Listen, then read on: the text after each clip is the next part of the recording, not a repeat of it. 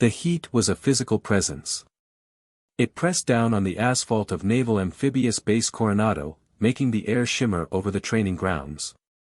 Waves of it danced above the packed dirt where young men, barely out of their teens, strained under the weight of their gear and the shouted instructions of their superiors. The air tasted of salt from the nearby Pacific, diesel from the idling transport vehicles, and the metallic tang of sweat. It was the smell of effort, the perfume of a place designed to break men down and rebuild them into something harder. She sat on a low concrete barrier, just outside the marked perimeter of the conditioning field. Her posture was perfect, a straight line from her tailbone to the crown of her head, yet she seemed entirely at ease. She wore simple gray running shorts and a faded t-shirt with no markings, the fabric softened by 1,000 washes. Her hair, streaked with silver at the temples, was pulled back in a severe, functional ponytail. To any casual observer, she was just another military mother, perhaps a wife, waiting patiently for her loved one to be released from the day's relentless grind. She looked to be in her late 40s, fit but not in the sculpted, performative way of the younger generation. Her skin was weathered by sun and time, etched with fine lines around eyes that saw everything. Her gaze was not fixed. It moved in a slow, constant, methodical sweep. Left to right. She noted the instructor with the slight limp, favoring his right knee.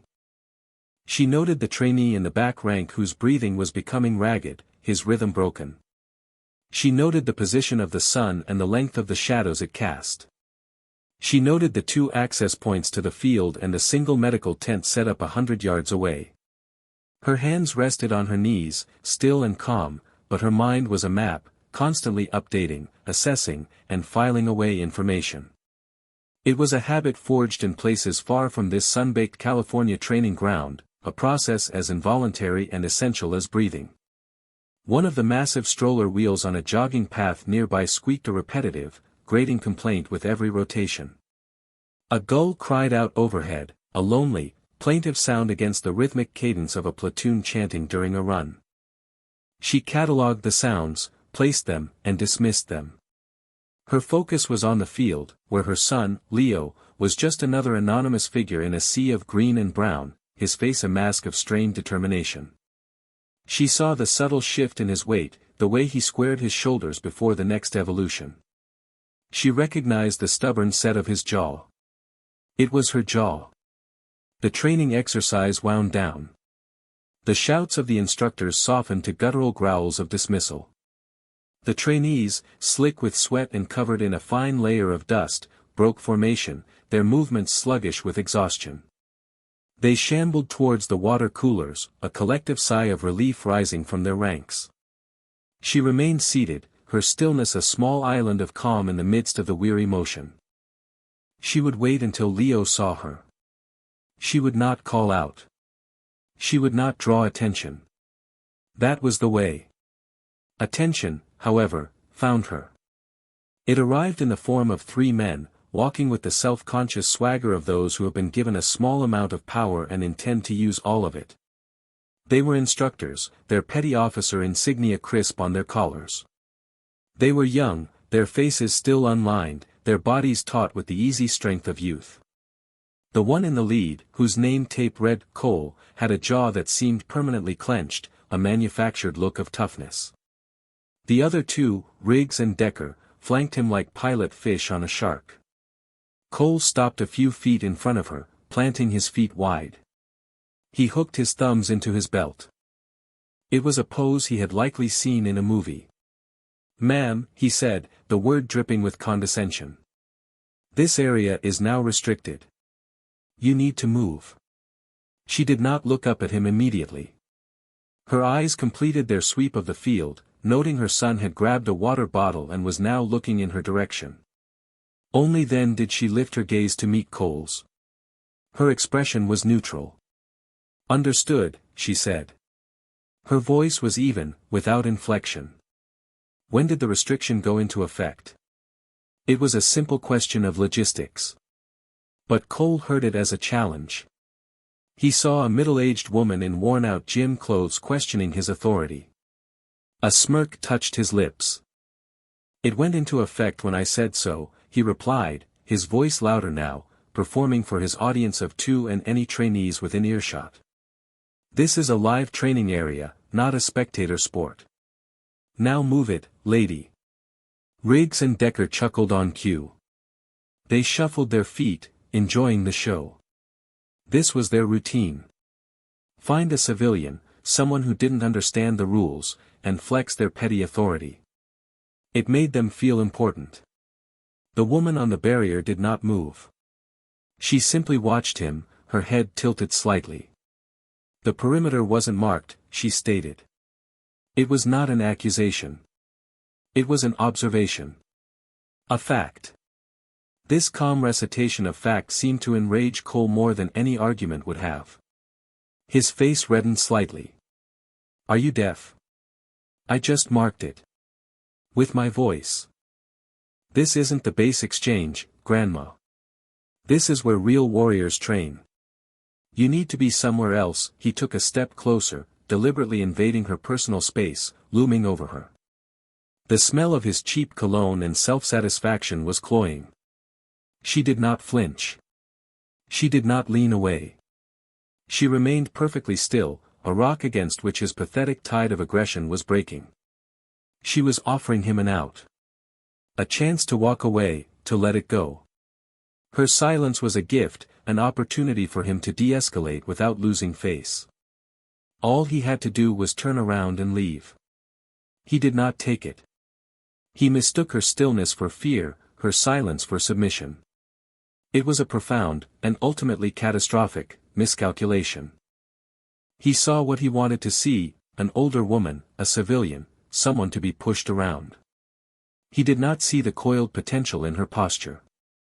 He did not see the decades of disciplined violence held in perfect check behind her calm, gray eyes. What's the matter? Did you forget how to walk? He taunted. Decker, the flashiest of the trio, decided to add to the humiliation. He bounced on the balls of his feet, like a boxer. Maybe she needs a little motivation, Cole. At that moment, Leo saw what was happening. His exhaustion vanished, replaced by a surge of protective adrenaline. He jogged over, his face a mixture of confusion and concern. Mom. Is there a problem, petty officer? He asked, his voice respectful but firm. Cole turned on him, his eyes alight with a new opportunity. Humiliating the mother was one thing, but doing it in front of her son, a lowly seaman, was a far sweeter prize. A problem? The only problem is your mother not understanding a direct instruction, tadpole, he sneered, using the derogatory term for a SEAL trainee. He gave Leo a hard shove in the chest, forcing him back a step. Get back with the others. Your mommy can't help you here. This is our house. Leo stumbled but caught his balance, his fists clenching. He opened his mouth to protest, but his mother spoke first. Her voice cut through the tension, still unnervingly calm. Leo. Stand down. It was not a request. It was an order. Leo froze, the command overriding his instinct. He looked from his mother to the 3 instructors, his jaw working silently. Cole laughed, a short, ugly bark. That's right. Listen to your mommy. He turned his full attention back to the woman. This was the moment of his triumph. He had faced her down, put her son in his place. Now for the finale. I'm not going to tell you again. Get up. He reached down, his hand closing over her shoulder, his fingers digging in to haul her to her feet. That was the first line he crossed. The physical one. Decker, high on the thrill of the confrontation and eager to impress, decided to add a flourish. He had been practicing martial arts, a flashy, undisciplined style he thought made him look dangerous. Time to go, he yelled, and launched into a spinning hook kick. It was a stupid, theatrical move, designed not to connect but to intimidate, to sweep past her head with a menacing whistle of air. But he was clumsy. And she was not where he expected her to be. As Cole's hand touched her shoulder, she had already begun to move, a subtle, almost imperceptible shift of her center of gravity. Decker's foot, intended to slice through the air, instead connected solidly with her side. It was not a powerful blow, but it was unexpected. The impact knocked her from the low barrier. She didn't fall stiffly. She didn't cry out. She folded, her body absorbing the force of the kick in a controlled collapse. She landed on the dusty ground, one knee bent, one hand flat on the asphalt to brace herself. For a single, stretched-out second, the scene was a tableau. The three triumphant instructors. The horrified son. The woman on the ground. Laughter erupted. Sharp, cruel, and victorious. "See?" Cole crowed, spreading his hands wide. "Told you to move." And then, the world changed. It did not change with a shout or a scream. It changed in the space of a single, silent heartbeat. For the woman on the ground, the sound of the laughter, the sight of her son's distressed face, the grating feel of the asphalt under her palm, it all faded into a distant, irrelevant hum. The part of her that was a mother, a spectator, a civilian, simply switched off. A different system came online. One that had been dormant but never deactivated. Her breathing, which had been slow and regular, ceased for one precise second. Then it restarted, a shallow, controlled intake of oxygen, perfectly calibrated. Her eyes, which had been a passive gray, hardened into something that looked like polished granite. The ambient emotional temperature around her dropped by 20 degrees. Every ounce of softness, of civilian life, of motherhood, was stripped away, leaving behind a terrifying, functional clarity. She rose. It was not the clumsy scramble of an embarrassed person getting up. It was a single, fluid motion, a reversal of her fall, as if time were being spooled backward. She rose with the frictionless efficiency of a hydraulic piston, her spine aligning with geometric perfection. She stood, not in anger, not in fear, but in a state of absolute and total readiness. She was no longer a woman. She was a weapon system that had just been armed. Cole and Riggs were still laughing as they moved in to complete their petty victory, to perhaps offer a demeaning hand to help her up. Cole reached for her again, his smirk still plastered on his face. He was the first to realize his mistake. It was the last significant realization of his day. She moved. Her motion was a blur, an exercise in brutal economy. She did not waste a single millimeter of space or a single joule of energy. Riggs was slightly ahead of Cole, his hand outstretched. She sidestepped his clumsy grab, her body flowing around him like water. As she passed him, her right hand shot out. It was not a fist. Her fingers were held together, rigid as a spearhead. The strike was not aimed at his face or his chest. It targeted the lateral side of his right knee, a point of profound structural weakness. The sound was not a thud. It was a sharp, distinct crack, like a dry branch being snapped over a knee. It was loud enough to cut through all other noise on the training field. Riggs screamed. It was a high, thin, animal sound of pure agony. His leg, no longer capable of supporting his weight, buckled in a direction nature had never intended. He collapsed to the ground, clutching the ruined joint, his bravado instantly evaporating, replaced by a raw, shrieking terror. 1. Cole had a fraction of a second to process what he had just seen. His brain, sluggish with arrogance and surprise, could only register a flash of confusion. He started to throw a panicked, telegraphed punch. It was a fool's errand. She was already inside his guard. Her left arm moved to meet his, not to block the punch but to guide it. Her palm deflected his fist upward and outward, while her forearm slid along his, a snake of muscle and bone. Her fingers wrapped around his elbow from behind. In the same fluid motion, she stepped through, her hip checking his, spinning him off balance. His own forward momentum became her greatest ally. As he stumbled past her, she maintained her grip on his elbow and applied a sharp, sudden, downward pressure. Simultaneously, her leading foot hooked behind his left ankle, anchoring it to the ground. The physics were simple, inescapable, and devastating. His entire body weight, amplified by his own momentum and her leverage, was driven down through the locked joint of his standing leg. Another crack echoed across the asphalt. It was deeper, heavier than the first, a wet, sickening sound. Cole's howl was a strangled, guttural roar of disbelief and pain. He crashed to the ground next to his writhing friend, his left leg twisted beneath him at an impossible angle. He stared at it, his mind refusing to accept what his eyes were seeing. 2.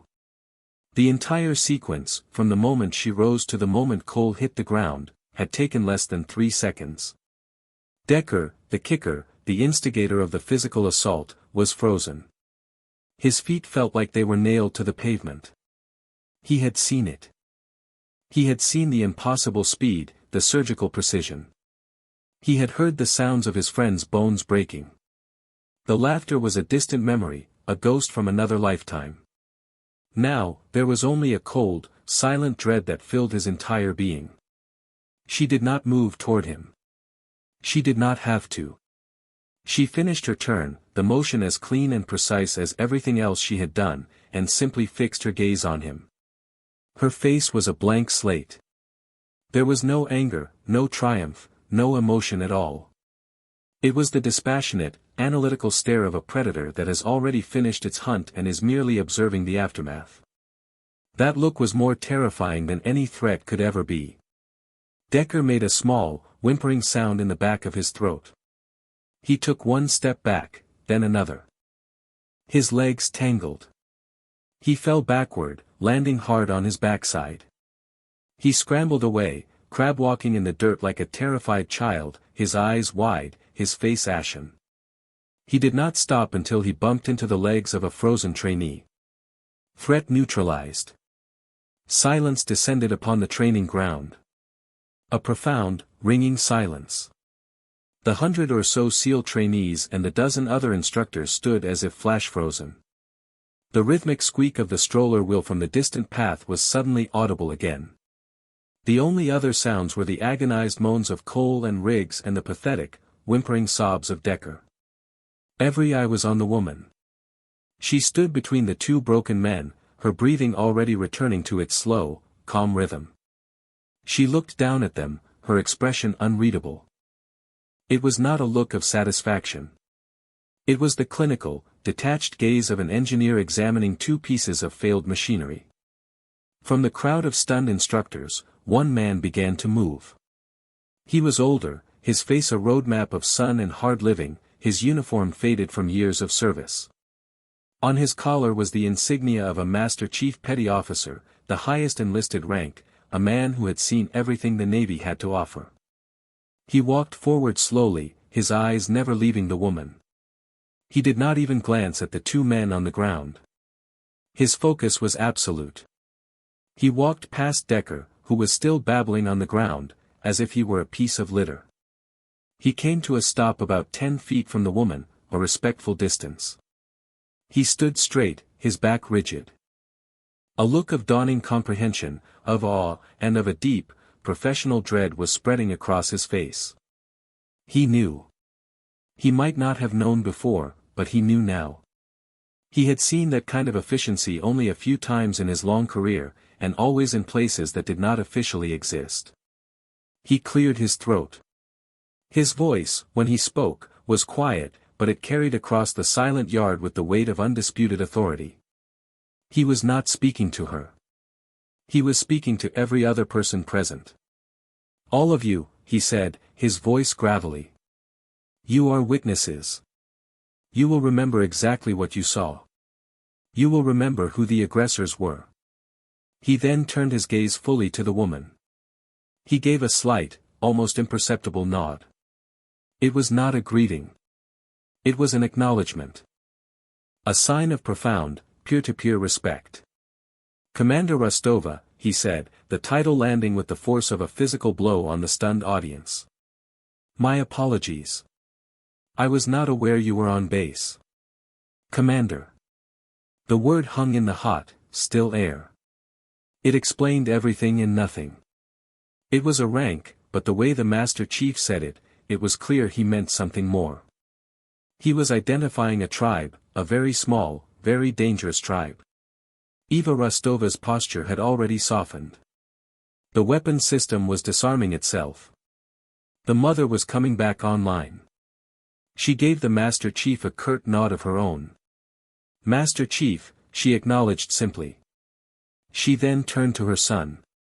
Leo was staring, his face pale, his mouth slightly agape. He was looking at his mother as if for the first time. The woman who made him breakfast, who helped him with his homework, who hugged him at the airport, he was trying to reconcile that person with the devastatingly efficient force of nature he had just witnessed. "Leo," she said, and her voice was gentle again. "Go get the medics. Tell them there are 2 trainees with compound fractures of the lower extremities. Possible ligament and joint damage." She delivered the diagnosis with the calm precision of a field surgeon. Leo blinked, snapping out of his shock. He nodded dumbly and sprinted toward the medical tent, galvanized into action. Eva bent down, not to check on the men, but to retrieve the water bottle that had been knocked from her hand during the scuffle. It was covered in dust.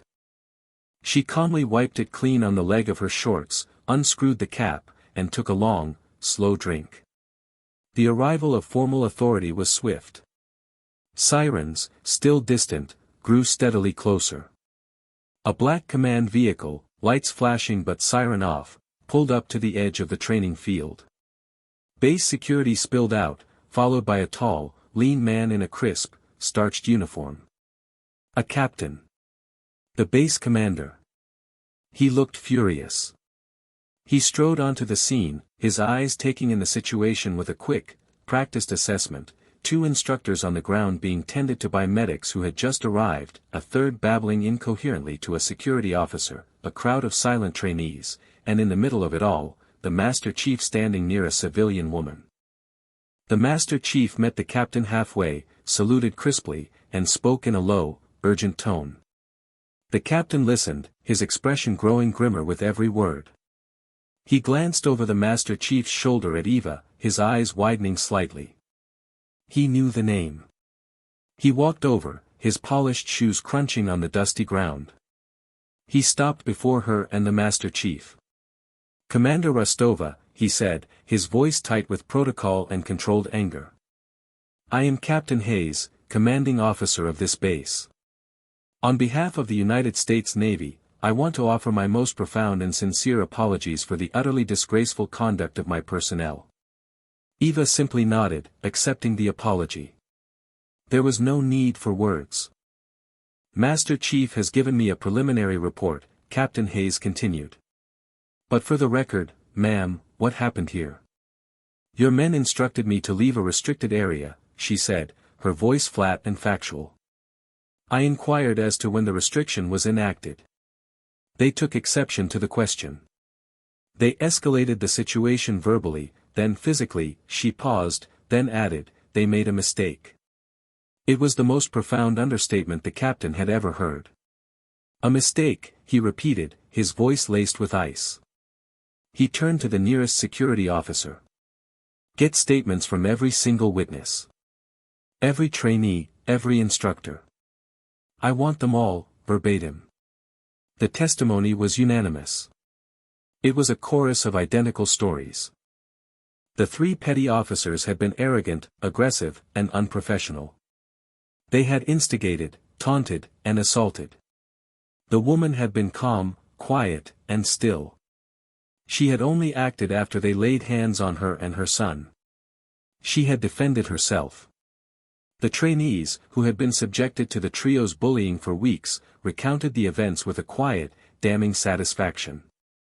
While the statements were being taken, a junior officer with a data pad approached the captain. "Sir, we ran the commander's identification as per protocol. There are flags. A lot of them. Her file is sealed at the highest level. The system is advising us to extend every possible courtesy and to contact Navspecwickham Command directly." Captain Hayes waved him off. "I am well aware of who Commander Rostova is," he said curtly. He turned back to Eva. "The investigation will be thorough, but I can assure you of the outcome now. Petty officers Cole, Riggs, and Decker have instructed their last class at Coronado.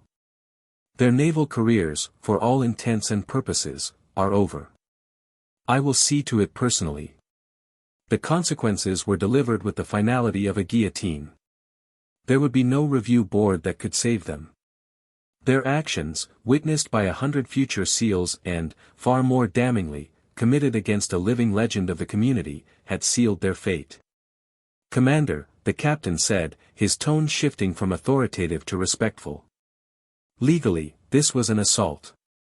You are well within your rights to press formal charges. We will support you in any way you require." Eva's gaze shifted to the two men being carefully loaded onto stretchers.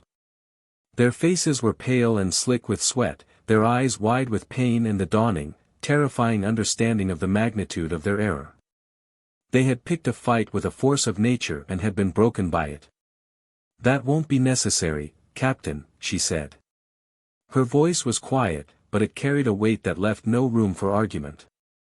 "I believe the lesson has been administered. The tuition has been paid." Not loud, not angry, just final. Her son, Leo, returned to her side, his duties fulfilled.